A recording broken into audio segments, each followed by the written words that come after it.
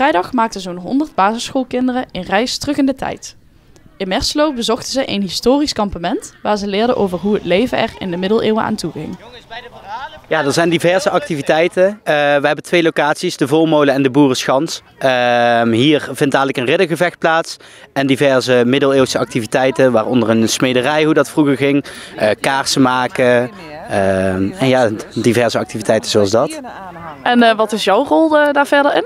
Nou, ik ben samen met 2 medestudenten en tevens ook vrienden organiseren wij dit evenement vanuit Gildeopleidingen in Venray. En dit is een soort afstudeerproject voor ons en ja, helpen Stichting Loobeek mee met het ondernemen, het organiseren en ja, alle technische taferelen achter het evenement. En hoe hebben jullie het programma samengesteld voor de basisschoolkinderen? Het evenement is 2 jaar geleden ook al georganiseerd. Toen was het idee ook al om scholen hier naartoe te laten komen. Toen is dat door gebrek aan personeel en tijd helaas wat op een lager pitje gekomen. Dus die scholen hebben we nog een keer benaderd en daar hebben wij met z'n drieën een scholenprogramma op gemaakt.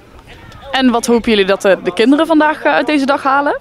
Ik hoop dat ze vooral heel veel plezier eruit halen en een beetje leren hoe het vroeger ging. Want dat is natuurlijk heel veel anders dan vandaag de dag. Kan je ons vertellen wat je allemaal vandaag al hebt gedaan? Smid, handboogschieten, kaars maken, een soort van weven kon je kijken.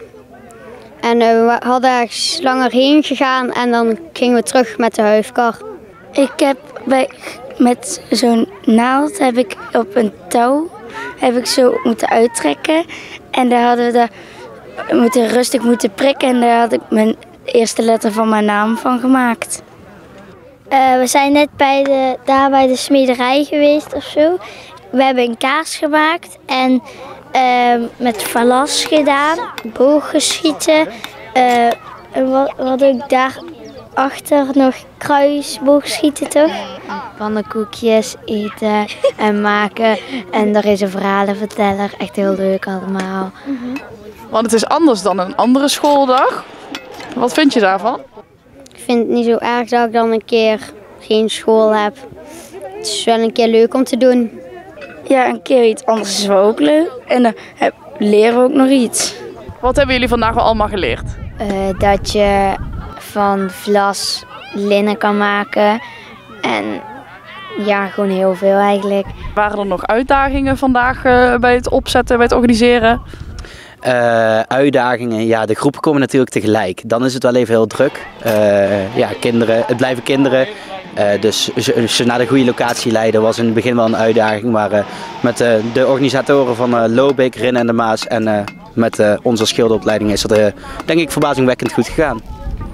En verder dit weekend zijn er ook nog allemaal activiteiten te beleven, niet alleen voor de basisschoolkinderen. Kan je ons daar iets meer over vertellen? Alles is zaterdag en zondag hier te beleven. Alle activiteiten die nu op de Volmolen zijn, die komen hier op het terrein. Ik denk dat het heel leuk is om ook voor ouderen terug te gaan in de geschiedenis.